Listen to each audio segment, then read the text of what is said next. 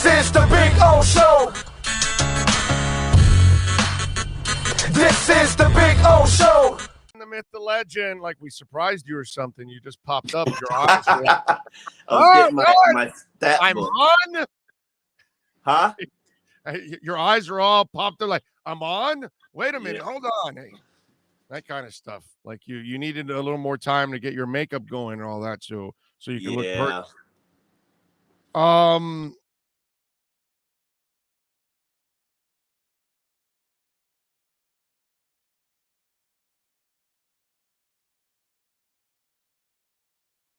How does Flo fix this?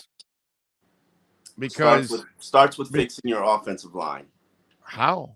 So, my newest theory is I'm at the point. I told you I was giving Austin Jackson 3 games to prove he's a left tackle, right? Yes. And he's proven that he's not a left tackle. So I think I'm going Liam Eichenberg at left tackle, Robert Hunt at right tackle, Jesse Davis at right guard, and putting Austin Jackson at left guard, and that would be his new home, because I think Austin can give you a lot in run game. He's just can't handle the speed. People cross his face, and it's just a nightmare. And you're facing the best pass rushers in the NFL at left tackle. You are a nightmare probably about 6 to 8 plays a game, and those are the plays that's going to kill you. Omar, when I look at a defense that overall is underachieving, can't get off the field on third downs, which they were exceptional at finding ways to get off the field last year. You're underusing Waddle, Gesicki. You wait to throw to Parker till the end of games, which you could be throwing him deep balls in the first quarter. What the hell's the difference, the first or the fourth quarter? Jerome Baker was all over the field last year, blitzing and stuff. You don't use him. Van Ginkel, Myles Gaskin I still believe is your best running back, and the line sucked last year, and you used them, and you're not using them now. I mean, I could just go on and on and on and talk about underperforming all over the place. Yes. I'm now more leaning on I don't know if it's the talent anymore. Oh, it's the talent. It's without a doubt. I'm leaning more on the coaching. I think they're failing them all over the place. If you coach virtually this same roster to a 10-6 season last year, with even less and players with more development this year, that shows you can coach. I'm sorry. The talent, you knew this offensive line was an issue. You knew it in the offseason, you weakened it. You knew it in the draft, you made 1 addition. You knew it in training camp, you made 2 additions. You knew you couldn't get pass rushing pressure without blitzing. You added 1 player, Jalen Phillips, 1 player of substance. You removed other players. You knew that you could not stop the run. You added a player who could stop the run, waived him, then went right back to what you were doing last year, still can't stop the run. You knew that your running backs could not pass protect. You knew that they were small, itty bitty, both of them, your top 2 running backs. Right. All you did was sign a veteran to a veteran minimum contract who could pass protect, and you said, okay, that's our fix. And now he's your starting back, a guy who's been a journeyman his entire career. He's a jag, yeah. You knew Mike Gesicki could not pass protect. You knew that when you drafted him. Well, I don't care about that part. That doesn't. Okay, I know. But now, 4 years later, you're struggling. That's a coaching thing. I'm not going to put that on them. I still, from day 1, said that pick should have been Dallas Goedert and not Mike Gesicki. That's my guy. And I stick with that still to this day, because now Mike Gesicki can't come on the field unless you're down by 14 points. And we've argued this back and forth. Or maybe Mike Gesicki can't get on the field because you don't know how to coach.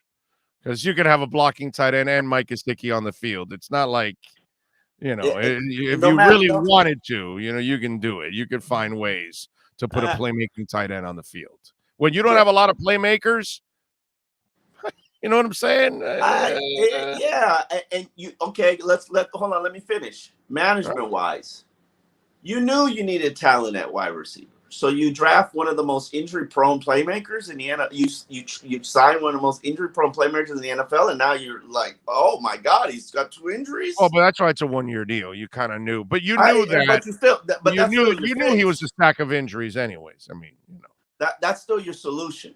That was still your solution. There are tons of things that you could have done. There are tons of ways you could address your offensive line.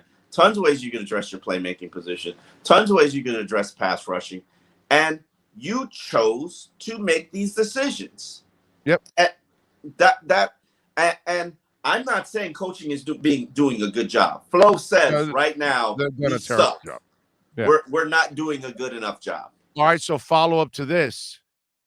Do you got to get Flo out of the personnel department? I don't know if he's in the personnel department. What are you talking about, dude? Why do you think Justin Coleman's here? Why do you think Jacoby Brissett is here? Why do you think Van Noy is gone? All these kind of things. That's a Flo imprint if you can't tell. Right off every New England player that's here is here because of Flo. Every one of them. They're all here because of Flo. And it's definitely the coach who controls 53 that tells the personnel guy, you know what? We don't need that many veteran linemen. We'll coach up the young guys. There's no way the personnel guy's telling the coach, hey, I'm going to give you all these young guys. You'll coach them up. What I hate about this point, and I wrote about it, like the Colts game was a pressure valve game. You needed to win it to release pressure. Now what's happening is the blame game. It's you. Right. It's not me. It's you. It's personnel. No, it's coaching. It's personnel. No, well, it's coaching, and it's both. It's coaching, and definitely the head coach has got too much say in personnel. I'm not going to say that because I know how the dynamics of things work, and ultimately, Chris Greer will tell you, I'm responsible for every player added to this team. Yes. Now I deliver. That's why if I'm him.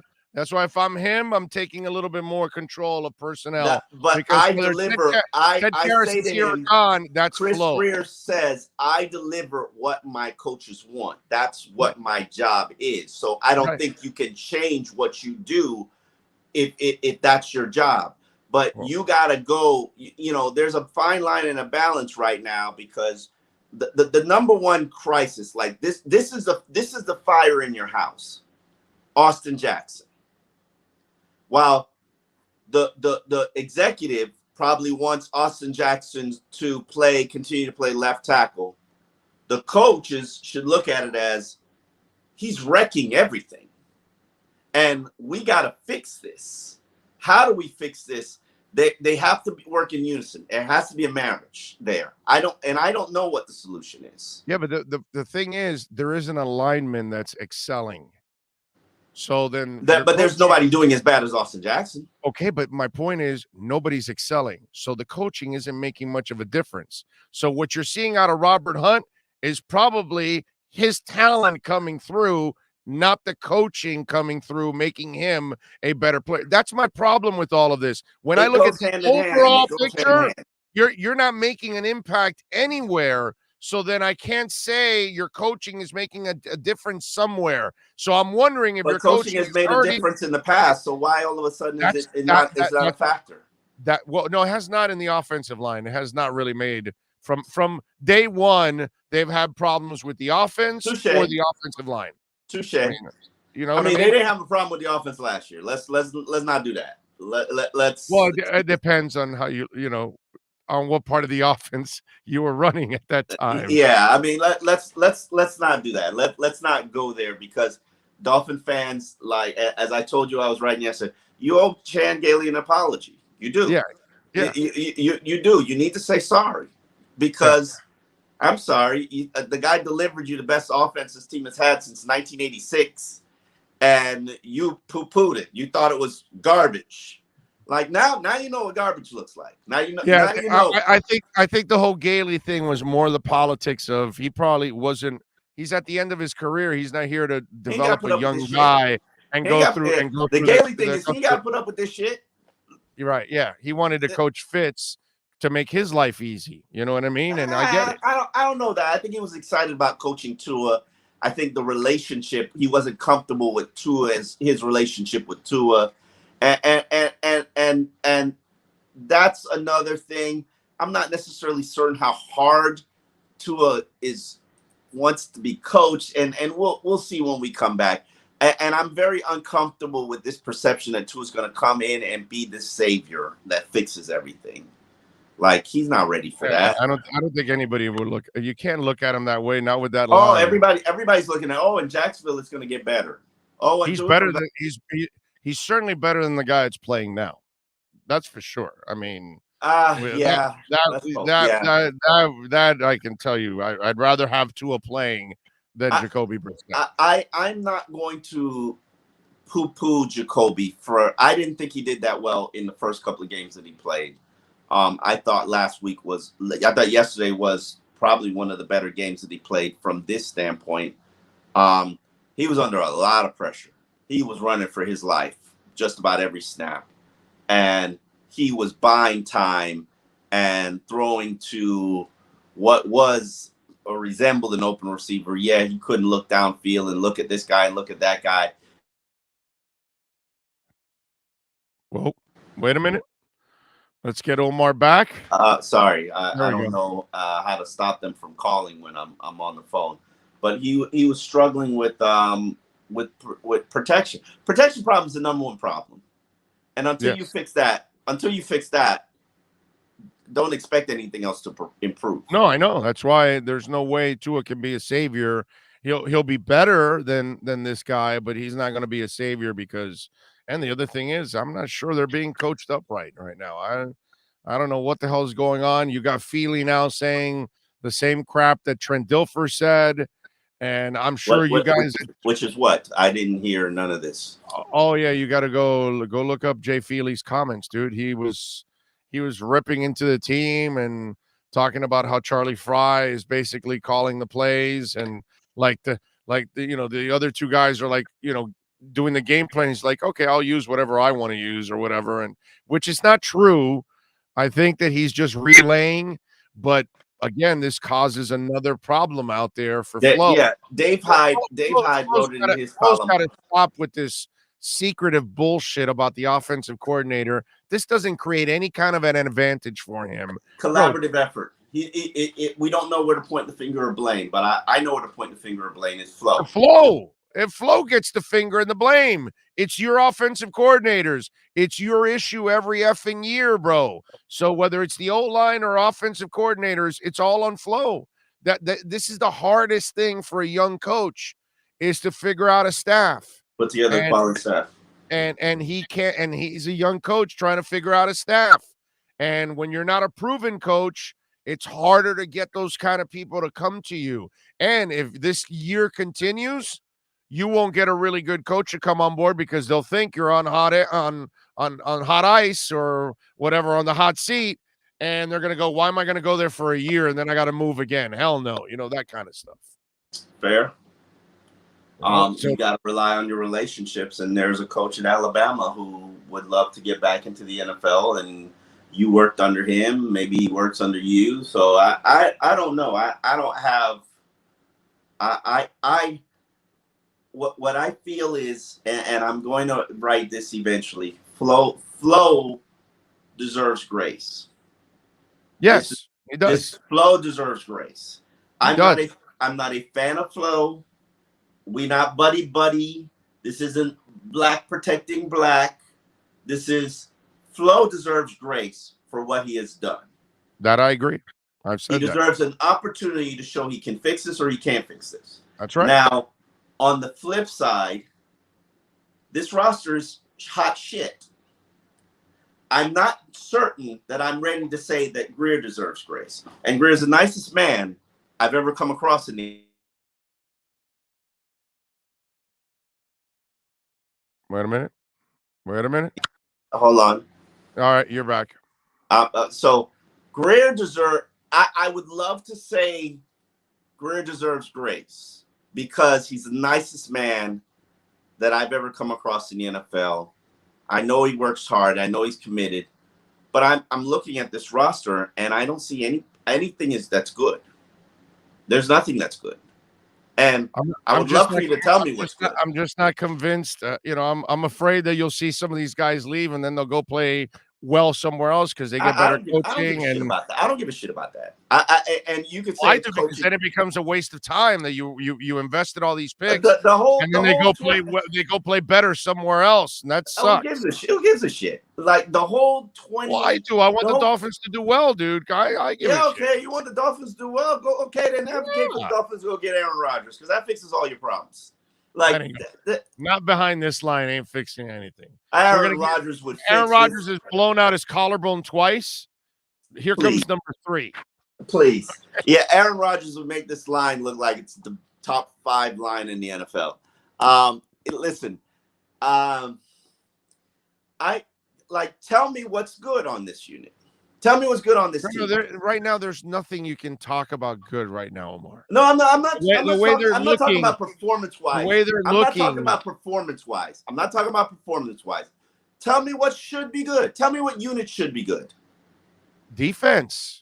No. Not it. You were good on third downs and you were good at creating turnovers. You weren't good in anything else last year on defense. Oh, I know that because why is that? Why is that? Because they weren't dominant. No, because they weren't dominant on the D line. That's why. If they were dominant on the D line, that would complete the puzzle to your. I don't even like the linebackers. But they have. No, they don't have a monster linebacker. I don't like the D line. I don't like the linebackers. Xavier's really the only cornerback I like. Eric Rowe, Xavier and Eric Rowe, and everything else is just okay. Offensively, I like what I see from Holland. Actually, I'm not ready to give up on Jalen Phillips. I can't really. Jalen Phillips is a talented kid. I can't give up on Jalen Phillips. I'm not giving up on anybody. I'm not giving up on anybody. All I'm saying is, what is good? What is good? You've been here. You built this for 3 years, and you don't have anything that's good on your roster. No. Right now, there's no phase of their team that is good. I thought tight end was bad. Yeah, you weren't supposed to be good within the first 2 years of a complete rebuild. But by this year, you should be busting through somewhere, and you're not busting through anything. You lived off second year development last year from a lot of guys who took that next step. Yeah. This year you're not seeing that. Okay. Now, was it coaching then or is it coaching now? That's what I would like to know. Why is it that certain guys aren't being used the way they were used before? And why aren't they having the same kind of seasons that they were playing before? Jerome Baker was all over the place. Do you see him blitzing as much? I saw him blitz a couple times. But not as much. He's not as active as he was last year. That's my point. There were points. Just like Sticky on the opposite side of the field, you're not using him. Just like Devontae Parker, you wait to the end of the game to use him. Man, you have the miracle of having Devontae Parker healthy for all 4 games, and you don't use him. What are you, out of your mind or something? I mean, you can play. He's not healthy, by the way. But yeah, he's not healthy, by the way. But I hear what you're saying. But he's on the field. He's on the field. Devontae on the field. Hold on. Devontae on the field and Devontae healthy, 2 different things. Do you see him not catching balls, Omar? Is he not catching balls? No. He's healthy enough to play. Is he not getting open? Okay. He's not really getting open, but he still throw it anyway. But that's my point. He's a big ass dude that you could just throw it up there and play out of you. But they got to feel comfortable with it. They got to feel comfortable doing that. Tua did not, and that was a lecture that Fitzpatrick kept giving him, and clearly Brissett does not until the end of the game. So, hey. And you know what? And you know why Brissett is here, right? Because of flow. That's why. Listen, I'm not going to sit here. Another New England guy. I'm not going to sit here and I'm not going to blame everything on flow. I would love Justin I would Coleman? love to. No. I would love to. He's a difficult person. He doesn't make friends. He makes enemies. I would love to sit here and blame everything on Flo, but I'm not. I can't. He has earned grace. He has earned our grace. I have said the same thing, Omar. I have no problem with we're only complaining about Flo through 4 games, not 2 years. We no complaints the first 2 years. So I said he's earned the right to see if he can fix this. Yeah. But in the process, I'm laying it all on his feet right now, just like I do with Manny Diaz. It's all on his feet right there. Why? Because, dude, you're the guy in charge of the whole franchise. Yeah, but you're the guy in charge of. You hired your offensive coordinators. You hired your offensive line coach. It's your defense struggling. I got to put it on you, dude. I got to put it. You're the one that chose not to go for a 55-yard field goal yesterday when you should have taken the damn points. You know, play what field position game, dude. You can't count on your defense. I pin him at the 1. It doesn't get any better than that. Jason Sanders is more reliable than anything you have on your team. You want something good? Jason Sanders. Okay, hold on. Pause. And this is where I don't get into play calling and criticism of play calling. We did not watch Jason Sanders warm up. We did not know what his distance is kicking to the west side of the field. We do not know what the wind situation is. If they felt it wasn't the right choice to make, I'm not going to sit there and criticize it. It's apparently 3 points.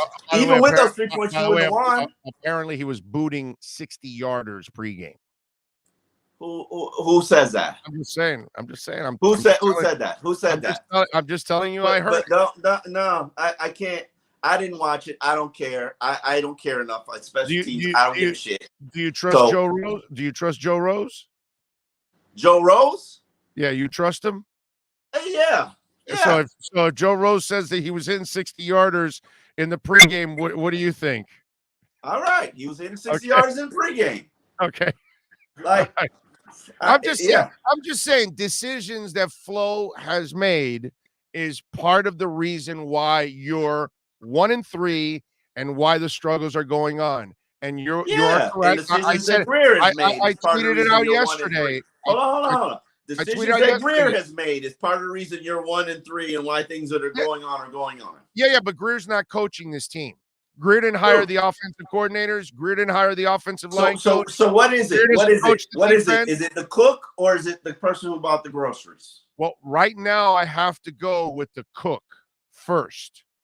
And then you can get to the grocery part after I find out what goes on with the other cooks. And then we will see. You know what I'm saying? But I got to see if these cooks actually can do something. If they can't, then I have a problem with what's going on here. That's I'm taking it by stages. This is the first stage. Okay, now let's see what Flo can do. You made all these decisions. Now you've got to correct the issue. If he can't, then we're going to find out about the talent down the line. But for now, because of the inconsistencies, because I know there are players on this team that can play and they're not excelling, I got to lay it on the coach and the schemes right now. I mean, I can't blame it anywhere else at this point because you're the one with those guys every day. I mean, that's the way I look at it. Yeah, Mike Gesicki right now is second on the team in receptions, and he barely even plays. He should be your leading receiver, and Devontae Parker should have more, especially early in a game. And I still think that you got to use Gaskin somehow or another, dude, especially at least as a wide receiver coming out of the backfield, man. He can help you out. I don't understand some of the things that are going on with this team right now. All right. Will Fuller, hand injury. Do you know anything? I know they don't tell you guys anything. But... Too early, but bro. Yeah, done. History. Yeah. He's actually, and he's probably so pissed because he's the guy that needs the long-term contract.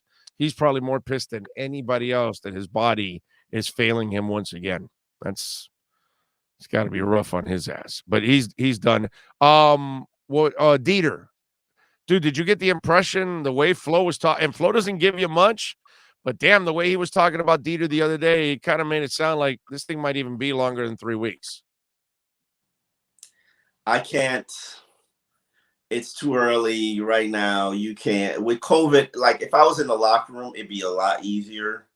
Like right. with COVID, you just take what you got and you just make the most of it. It's like you can't even get close to anybody to start digging. Like everything you do is on a public format or in front of people. So it's like, you know, hard to snoop around. All right, I'll wrap it up with this. Are you making any changes on the offensive coordinator side? We already don't know who's calling plays. That's what I'm saying. No, That's true. We wouldn't even know if there was a change made. We could be doing it's this your game, this is his game, this is his game rotation, and we don't even know. That's like funny. it's like who's calling plays? We don't know. It's like what's that? Is it Siskel and Eve? No, who's on first? Like, Abbott and Costello. Like we can play who's calling plays. Like yeah. Who's on first? We don't know. Like who's on first? What's on second? I don't know who's on third. Everybody has a theory, and truth be told, the bottom line is Flo don't want you to know. Flo don't want you to know. And I don't know why. But I can say this. I ain't never seen Eric Studville's mouth move before the snap. So he ain't calling no plays. Like, you know, you would have to like watch them the entire game to try to figure out who the hell's calling plays. And ain't nobody got time for that. Like, I don't care. I don't care. Like and this is partly why I understand why Flo is not telling you who's calling plays, because all you want is somebody to blame. Like that's all you want. That's all you want. You're not looking for somebody to praise. No, you're looking for somebody to blame. Well, blame everybody because everybody's involved. It's a what does Flo always say? It's a collaborative process. Right. So it's a collaborative blame collaboratively game. Suck. Like you collaboratively suck. And all of you collaboratively suck. Like somebody should like raise their hand and say, "Yeah, can I call plays this week? Can just me? Can let me try. Let me try." Like, bro, it sucks. All of it. It sucks. Like there's nothing you're doing good. You're right. Can't argue with that. There's nothing. No, you're right. Follow him on Twitter. Even when you put Jakeem Grant on the field for the end round. Oh, yeah. I saw before the ball's handing off. I'm like, what the hell are you doing? I'm surprised. Who thought about this shit? I'm surprised he's on the team by 4 o'clock today after what I saw in the game. Because, dude, if you can't help on it's Tuesdays. And another thing, I'd be claiming other people's practice squad offensive linemen. Bring me 2. Yeah, you were doing year 8. In year 1, it worked sometimes. So what the hell? Like, give me 2. Give me 2. Let me find spot on the roster. Let me get 2. Yeah. You know, you're right. You right now, like you act like you got some good talent on your team. Where is it? Again, maybe there is, and maybe what is it? Lampierre. What's the name of the coach? John Pierre. He looks like a nice guy, but maybe he can't get it done either. Maybe he's not the answer. I don't know. I don't know because technically, if I saw 1 or 2 guys excelling and then the other guys are sucking, Robert I would tell you, well. okay, Liam is not a problem. It's Austin. It's Austin. I know, but remember, he also is facing the best athlete on the team. I don't give a damn. I don't give a damn. You fix your problem. You fix your problem. Maybe if you're not leaking as much from that spot, everything else will flow better. Well, I kind of like your idea, poor kid. They left guard, right tackle, and now left. But Eichenberg is naturally a left tackle, so he would probably breathe a sigh of relief. And he would probably be more motivated to lock that position down if you gave him the left tackle spot. It's probably not ideal for Tua, but at this point, like, I'm sorry, Austin Jackson is not a left tackle. Right. No, well, he's just not getting it done. So yeah, there's no debating this anymore. Although it wasn't Austin that got him injured, so. No, hey. It was the right tackle that got him injured, not the left tackle. So it's Jesse been a problem for the last 2 weeks. It's been a problem all year. Stop all right, it. Omar, have fun at 2:00 with Mr. Secretive. We'll be watching. All right. Yeah, listen. You know what's frustrating about that? He's worn us down to the point where I stop even trying. And that's not healthy. Right. Yeah, no, I get it. Yeah. Yeah, but as this builds up, I hope it doesn't, but if it builds up, you'll have no choice. So, and he'll have no choice but to eventually address it, because it's going to get worse and worse and worse, and you just can't keep staying quiet because it makes you look pretty bad. No, he's not staying quiet. He fell on the sword again, and he said it's coaching. And yeah, it is coaching. It's coaching right now. It's coaching. And his worst fear needs to be, can I lose this locker room? And it's a legit possibility. He needs to figure out, and this is what I haven't figured out. Did they need a kick in the ass, or did they need a hug? I already told you that, yes. They need a kick in the ass. They need a kick in the ass. They need a kick in the ass. Yeah. They need a Don Shula kick in the ass, and then a look with that jaw. Then you got to fire people this week. Well, if you got to fire, then you got to fire. You got to rattle cages. Now, the coach better be, if you're going to fire somebody, make sure you're taking accountability for your own screw ups too.